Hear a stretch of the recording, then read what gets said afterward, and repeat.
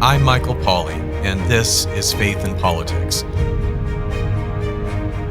On this broadcast, we range from the soul to the state as we cultivate those virtues and explore those principles that help us live well as faithful Catholics in this great land.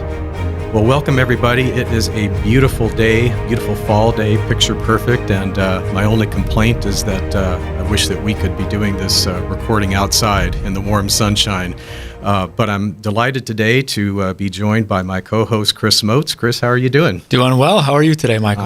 I'm doing fabulous, or better than I deserve is my favorite line these days, because it's always true. We're always doing better than we deserve.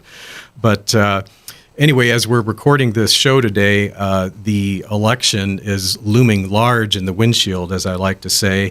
And of course, as regular listeners to this show know, we've spent a lot of time talking about one issue in particular on the ballot, and that is Initiated Measure 27, which probably everyone realizes by now is the measure that would legalize recreational marijuana in the state of South Dakota. And we've explored this from a number of angles. We had Emily Leadham, the executive director of the Lourdes Center here in the Diocese of Sioux Falls. She was on the show kind of addressing this from the perspective of how does using marijuana contribute or detract from human flourishing, broadly understood. And then another angle that we've explored is we had Sheriff-elect Pat West from Meade County kind of exploring the relationship of marijuana to crime. But one missing link that I've always wanted to touch on is addressing this issue from a medical perspective. And real key reason for that is just the amount of misinformation, or dare I say disinformation, that seems to be going on surrounding the medical aspect of this topic. So we have a great guest today who is qualified to talk about the medical aspect of this issue. And so I'm pleased to welcome to the show Dr. Bonnie Omdahl. Dr. Omdahl, welcome. Thank you. Yeah, and Dr. Omdahl has been, I think I can say, a friend of the Catholic Conference. Dr. Omdahl, you and I both met a couple of years ago. You were very kind in sort of helping just offer your own perspective and comment on a bill that we were helping with, endorsing at the time. The bishops were endorsing a bill, I think it was House Bill 1247 2 years ago, that would have been really robust conscience protections for healthcare providers. So that was when I first met you via email, I think at the encouragement of somebody that knew you. And one of the things that was just, it's so interesting about your own background, and I think gave you a very, just a powerful voice on that particular topic, but really anything at the intersection of both healthcare and policymaking, or healthcare and law, is just these two advanced degrees that you have. Would you mind just sharing with the listeners a little bit about your kind of your educational background and some of the professional and educational experiences that you bring to bear? Sure. That's very kind words for you to say about me. My husband and I got married when we were young and kind of took turns going to school. So I got my undergrad degree and was working while he was going to school. And then when it was time to go back to get a graduate degree, I was applying for medical school and we discovered that I was pregnant, and we decided we didn't want to live apart for a year or two. And so then I talked to my brother who was in medical school, and he said, well, law school would be shorter, easier, cheaper, and you wouldn't have to split up the family. So I went ahead and applied and got into law school. I knew pretty much right away that I still kind of wanted to do medical school, but both the dean of the law school and medical school said, finish where you're at. So I did, and then I was fortunate enough to be selected to be the law clerk for Judge John B. Jones of the Federal District Court of South Dakota, and I worked 2 years for him. And then I went ahead and went back to medical school. So I've kept up my law license. I have 2 children who are attorneys, and they challenge me a lot. They try to keep me current a little bit, but I do have both degrees. That's wonderful. And both licenses. Wow. Well, and that really tees you up wonderfully to comment on Measure 27, because you can look at this from both the perspective of medical science, but also with your lawyer's mind and lawyer's eye, understand the implications of what this is going to look like if it God forbid, gets added to our statutes. But yeah, just to dive into Measure 27, I want to read a quote from the South Dakota State Medical Association, which has come out in opposition to Measure 27. So here's what they say about marijuana. Evidence shows that the drug may cause brain atrophy and permanently change the structure and physiology of the developing brain. And I know, Dr. Omdahl, you're not here representing the South Dakota State Medical Association, but I just want to ask you, do they have this right about marijuana's impact on the brain? Absolutely, they do. And we've known for over 10 years from MRI studies of the brain that there is permanent brain loss for regular users who start as teenagers. And I'm sorry, I know I kind of sprung this on you. I don't know if you can see this, but here's a picture of a normal brain. Here's a picture of a brain of a regular THC user. You can see the decreased brain matter there. I think hold it up a little higher. I think we have to. Unfortunately, it probably has to be raised so that it covers your face on screen in order there, for the, can you see the it now? viewers to Little higher. little higher, little higher. There you go. A little lower. Okay. There well, we go. There it is. You've got and it. So you've got the normal brain here, and you've got the brain with the loss of brain matter there. They show a permanent IQ loss of 8 points for teenagers who start and are regular users. And even for adult users, there's a recent statement out from the American Heart Association. They reviewed a bunch of long-term studies, and they found that in this 25-year longitudinal study, and that's important because it's a long-term study, it's not a one-time study with limited participants, that users, they see about a 25% global neurocognition decrease compared to non-users. And that those who started at 17 years of age still showed poor executive functioning at 23 years of age. So these are peer-reviewed medical journals that I'm going to be citing to you today, and that's very important because the marijuana industry puts out these claims, and frequently I don't even know where their research is coming from. But it is a problem in that they are not associated with the peer-reviewed medical journals. Overseas, there's been a lot of work done by the international medical community. For instance, Canada, New Zealand, Sweden, the UK have done extensive long-term longitudinal studies with hundreds of thousands of participants. So, doctor, for somebody who's listening is like, 8 points in my IQ, maybe I'm just a little slower, okay, cognitive executive function. If that doesn't really register, can you put some of this in terms of actual like mental health disorders, or what's the biggest mental health concern from your perspective? Absolutely. Contrary to what the industry will tell you, regular users have long-term increased rates of anxiety and depression and paranoia. This is a huge problem for long-term users. It is now the number one cause or number one drug associated with teen suicides in Colorado.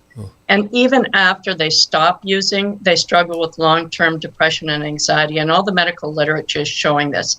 Not only that, there are recent studies that are showing that your risk for acute psychotic episodes is 3 to 5 times that of the general population. The risk of schizophrenia is increased 2 to 6 times over the general population, depending on how often you use and what kind you use. So these are significant long-term mental health issues that we're seeing with regular users. And even a one-time user can suffer an acute psychotic episode given the high-potency drug of today. So we see a lot of that in the emergency room. There was an interesting article out published just this Sunday in the New York Post that the emergency room doctors out of San Diego said that they are seeing approximately 20 episodes of acute psychosis from marijuana compared to methamphetamines. Wait. Wow, that's amazing. It's amazing. Yeah.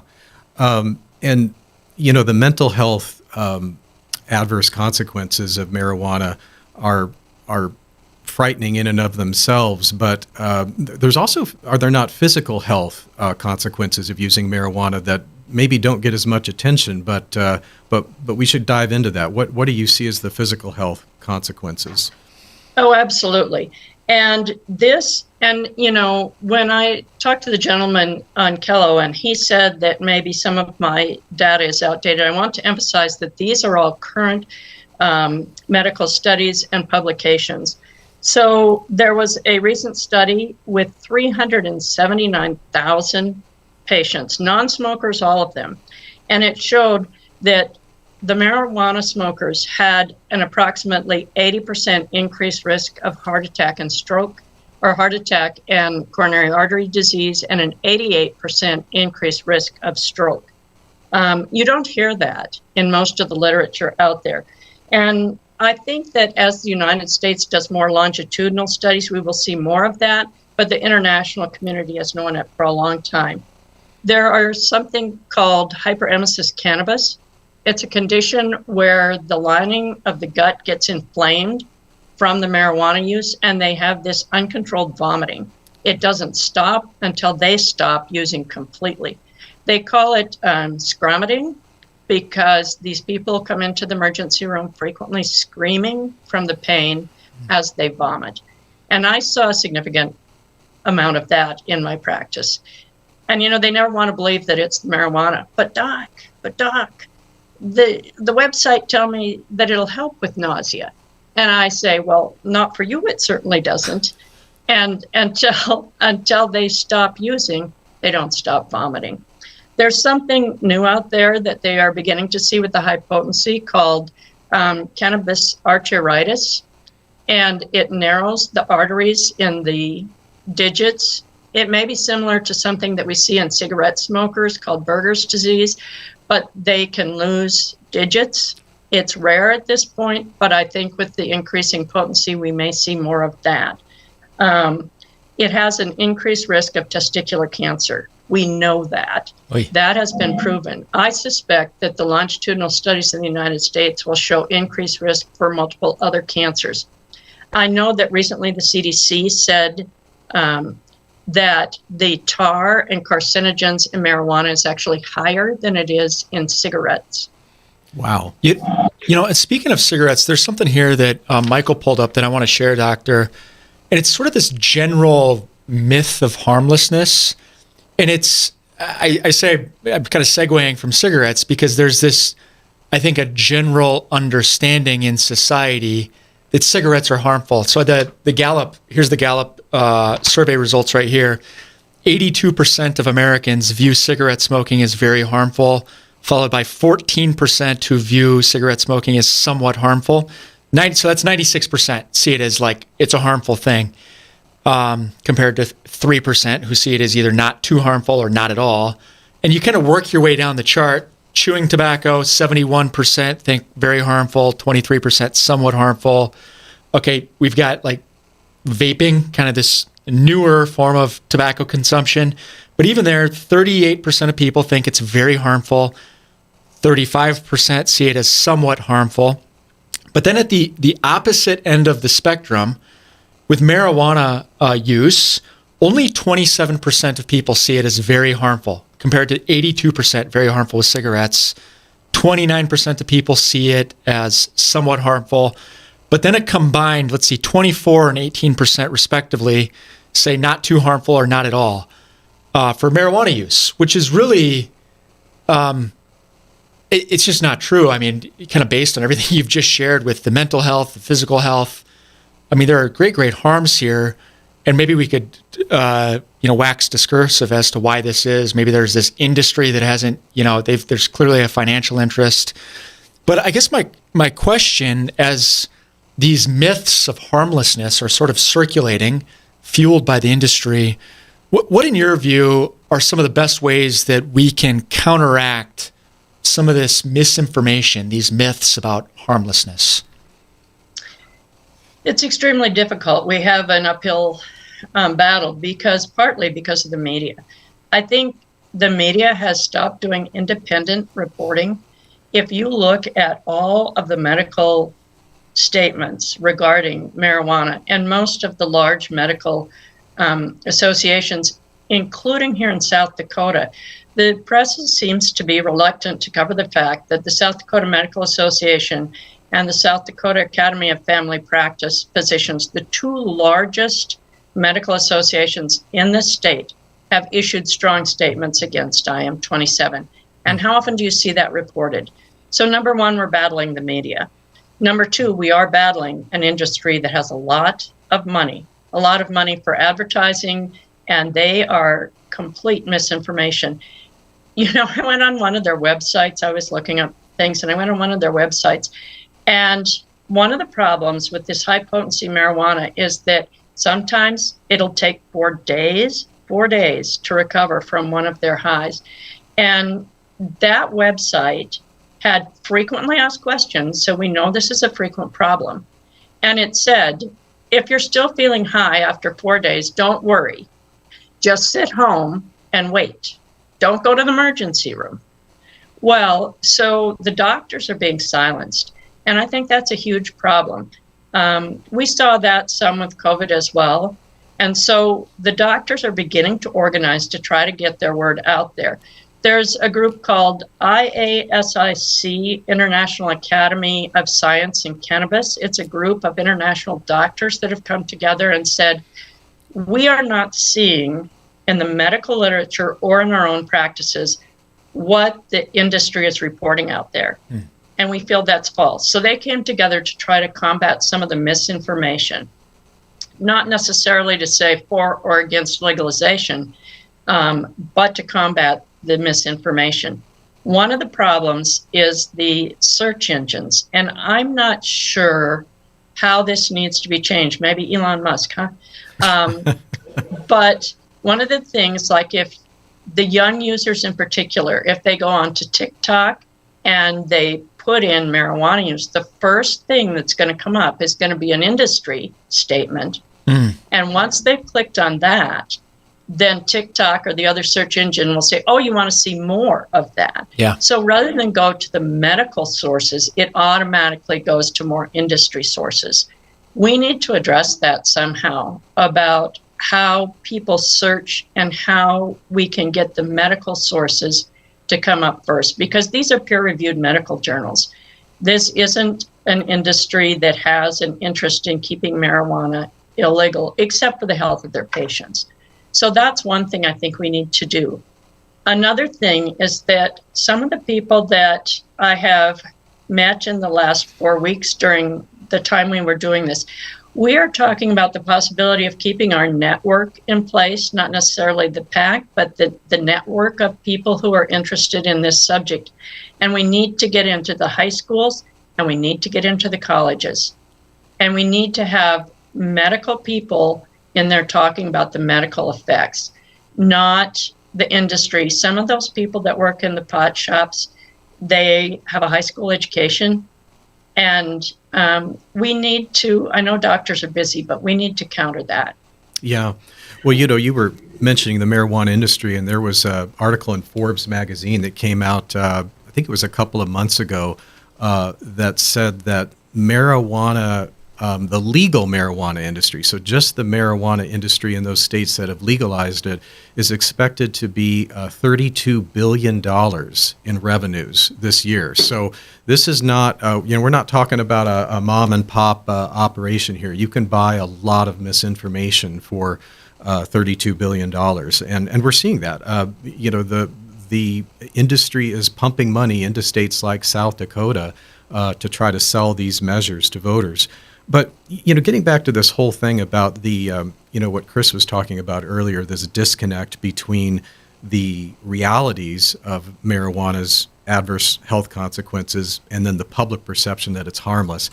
This is a bit of speculation on my part, but I've always wondered whether part of the problem is, I guess, people in my generation. I'm thinking about people from like ages 45 to 65 or 70. And these are the people who, they might have experimented a little bit with marijuana when they were back in high school or college. Maybe that they were at a party where a joint was passed around, and, maybe they experimented a little bit with it, and to their recollection, nothing super horrible happened. And so in their minds, they just don't think marijuana is a big deal. And so they don't take the issue seriously. But the reality is that today's marijuana is not exactly the same drug that people were using 30 or 40 or 50 years ago. Can you unpack that for us, Doctor? I would agree 100% with what you just said. And that is something I hear from people. Well, and of course I grew up in the 70s, okay? So you know what that was. Yeah. But I hear that from people. I did pot. Didn't really hurt me. Didn't really hurt my brother or my sister, whoever. With all due respect, you did not do this drug.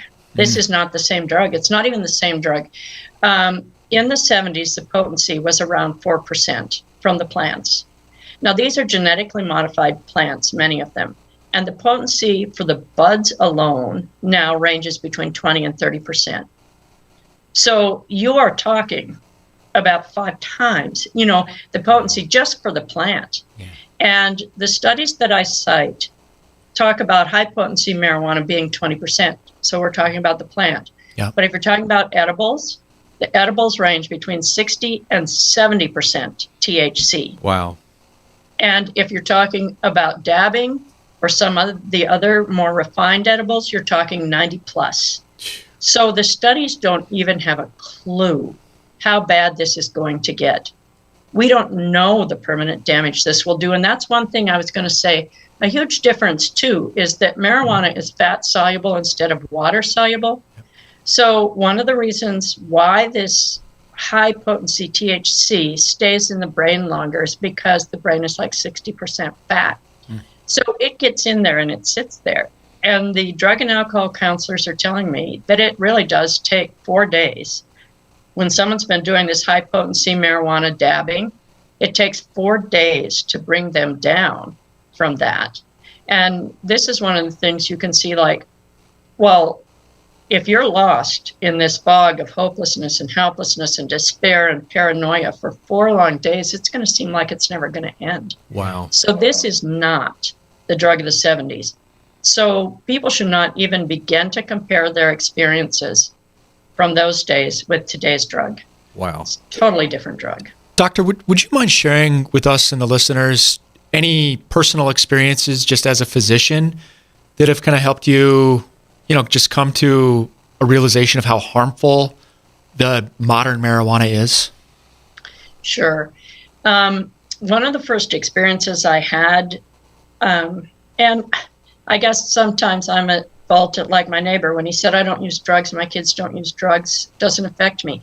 Well, I was kind of drifting along, and then one day they brought down a baby who was floppy and wasn't interested in eating, a newborn baby. And it turned out I couldn't get the baby to feed for me. I do upper GIs on them, and the baby wouldn't even take the bottle. Turned out the mom was a very heavy pot user.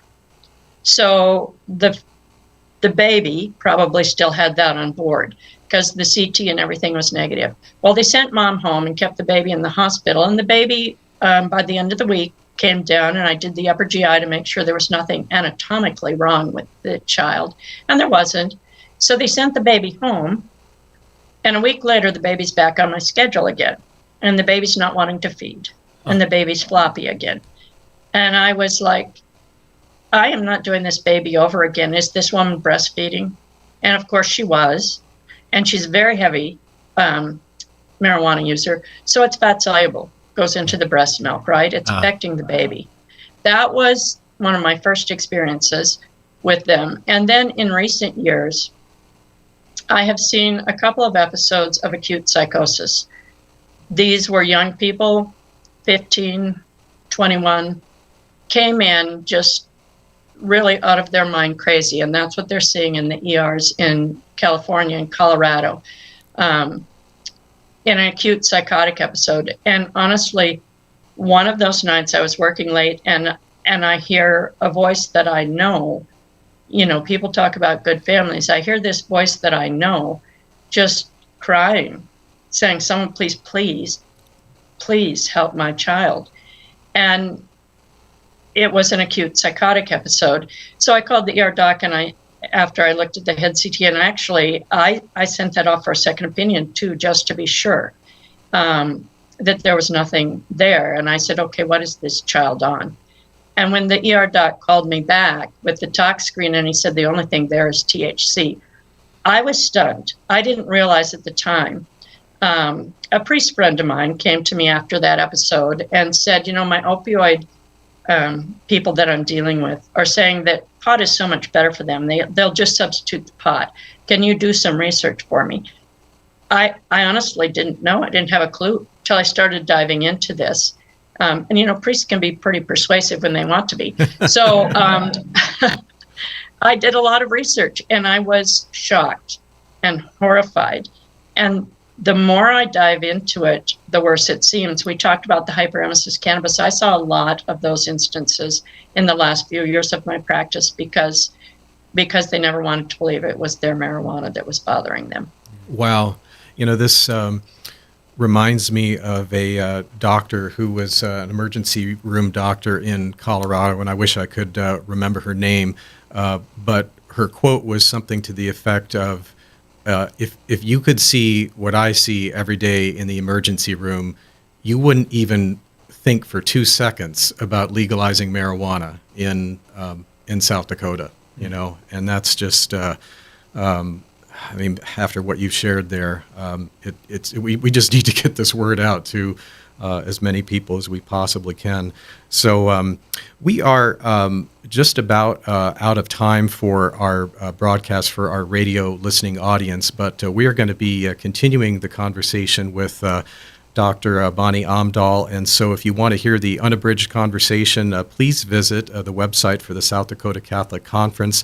That is sdcatholicconference.org.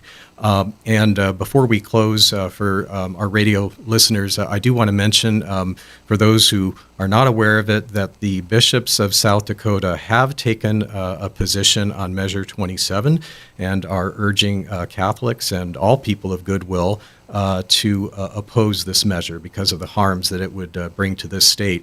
And if you haven't been convinced based upon what you've heard in the broadcast so far, please, I encourage you to visit the South Dakota Catholic Conference website. There's a bunch of resources that are listed there, articles, some videos, some interviews with people, just a whole host of information that you can use to inform yourself on this issue.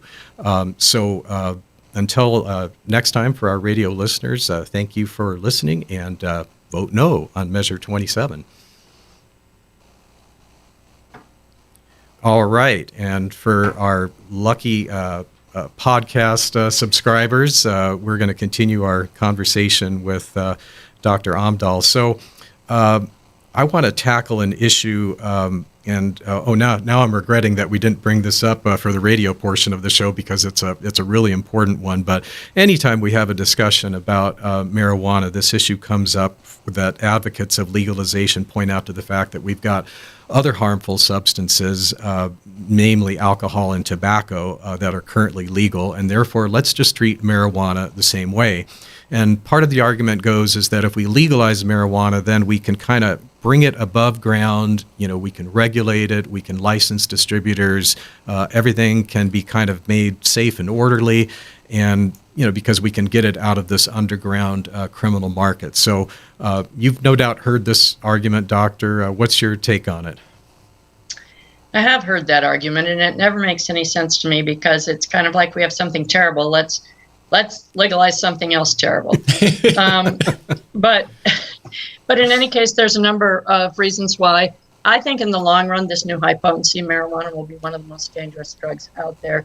And in some respects, it combines the worst of tobacco and alcohol, and even throws in some from the opioids. First of all, it is fat soluble. We talked about that. That's one reason why it stays in the brain longer and it stays in the tissues longer. You will test positive up to 28 days after one use, okay, because it goes into the fat and leaches out much more slowly because it is fat soluble instead of water soluble. It's a problem that we don't see so much with alcohol, in that even after they stop feeling high, they are seriously impaired. New Zealand did a wonderful study with airline pilots, and there's been another study with airline pilots since then. They put them in the simulators after they've used, and they test them at various points. And 24 hours after use, in one of those studies, it showed that though they felt fine, everybody but one said they felt fine, 70% of them were still seriously impaired. Some of them couldn't even hit the runway. So they think they're not impaired, though they still are. Another thing that's different between marijuana and alcohol is that alcohol does have people who use it casually, have a drink now and then. You can't do that with marijuana. The whole goal of marijuana is to be impaired. And if everybody who had a drink was impaired, we would have even more problems with alcohol than we have. But that's a significant difference. And the long-lasting effects that we're seeing with this high-potency marijuana, the permanent brain damage. Do we see brain damage with alcohol? Yes, but usually much, much heavier use than required for marijuana. And there was a study out recently that showed the top 3 reasons for brain loss. The first is schizophrenia, the second is marijuana, and the third is alcohol. So yes, the researchers were surprised that alcohol came in behind marijuana too. But as we've already talked about, marijuana significantly increases your risk of schizophrenia. So it's involved in the top 2 causes for brain loss. Also, addiction rates. The CDC says that marijuana use disorder is about 30% in users. That's high. That's high. And if you were going to do a bungee jump and they said, well, okay, you got a 10% risk, you're going to sign that permission slip, but what if it's your kid? And now they say there's a 30% risk of long-term damage. I don't think you would sign that.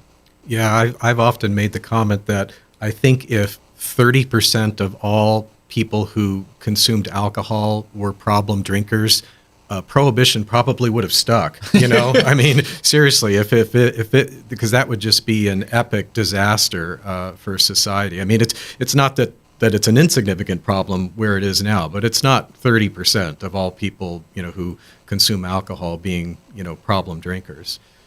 One of the other arguments that we hear, Doctor, that I want to get your comment on is this argument that surrounds sort of the tax revenues. We can tax it. When it's regulated, we can tax it. And then we can use that revenue that we're funding to actually feed into some of the addiction counseling and the treatment for people who need it, et cetera, et cetera. What are your thoughts? Is that a good trade-off for society? Absolutely not. Some of the states that have legalized, the 5 states that have mature markets, still show a $71 billion deficit, and combined their income was about $2.5 billion. It's not going to take care of your deficit, okay? But more importantly, recent study in Colorado showed that for every dollar of tax brought in, there's $4.50 expense. And the marijuana industry has said, well, some of that is lost wages, blah, blah, blah. If you go to that study and look, just the hospitalization costs alone exceed the tax income from this. So you can't even begin to touch the expenses with your tax income. And they also will say that it prevents the black market from coming in. No such thing. Last year, the legal income was around 25 billion legal sales, but the black market was at least 75 to 80 billion. So it does not discourage the black market. And with the black market comes all of the other crime, the human trafficking, et cetera, and the opioids, the fentanyl. So no, you're not going to save money by legalizing this. Wow. Yeah, that response reminds me of that old adage that an ounce of prevention is worth a pound of cure. Amen. And that is certainly seems to be the case with marijuana. Well, just as we wind up the discussion here today, I want to bring the focus back to Measure 27, this question that will be before the voters very shortly. And the last poll that was released on this issue was somewhat encouraging. It actually showed more people, at least at this moment, saying that they're going to vote no than are planning to vote yes. So, we can pray that will continue to be the case as we get closer to November 8th. But one of the things that poll pointed out is that 10% of South Dakota voters, 1 out of every 10 voters, describe themselves as undecided on this issue. So those folks are up for grabs in a sense. And I guess I just wanted to say, if you encountered one of these people, one of the people in the ranks of the undecided between now and Election Day, how would you convince them to vote no? Say if you just had 1 minute to make your case, what would Dr. Omdahl tell them? Anything you do in life is risk versus benefits. The risks are extremely high here, and the benefits are zero to South Dakota. What is the benefit to South Dakota? Another addictive drug that's going to cost us money, and the tax dollars never meet the expectations. Expenses dwarf the tax income.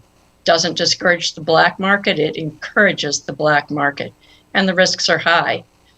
Traffic fatalities related to marijuana more than doubled in both Colorado and Washington state. Workplace injuries, absenteeism, and more importantly, the risks to the users are extreme. Permanent brain loss to teen users, permanent neurocognitive decline for other users, increased risk of heart attack, stroke, psychosis, schizophrenia, hyperemesis, cannabis. The list goes on, and these risks are extreme with no benefit to South Dakota. Wow.